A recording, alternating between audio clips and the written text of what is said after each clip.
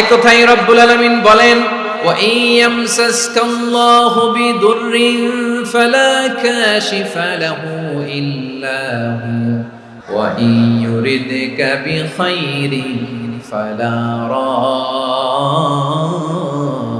লিফাদলি ইউসিবু বিহি মান ইয়াশাউ মিন ইবাদিহি ওয়া হুয়াল গফুরুর রহিম। আল্লাহু আকবার। আল্লাহ বললেন, ওয়া ইয়ামসাসকাল্লাহু বিদুররিন ফালা কাশিফা লাহু ইল্লা হু। আল্লাহ যদি তোমাকে কোনো বিপদ স্পর্শ করায়, আল্লাহ যদি তোমারে কোনো বিপদে ফেলে দেয়, ওই বিপদ থেকে উদ্ধার করার তিনি ছাড়া আর কেউ নাই। জোরে বলেন ঠিক কিনা? তিনি যদি কোনো বিপদে ফেলেন, তিনি ছাড়া বিপদ থেকে উদ্ধার করার কেউ নাই। আর তিনি যদি তোমার প্রতি কোনো অনুগ্রহ করতে চান, ওই অনুগ্রহ ঠেকিয়ে দেওয়ার ক্ষমতাও কারো নাই। আল্লাহ যদি আপনার সফলতা দিতে চায়, পৃথিবীর কোন শক্তি ওই সফলতাকে থামাতে পারে? এজন্য আল্লাহ বললেন, খবরদার, চিন্তা রাখিদা খালিস করে নাও।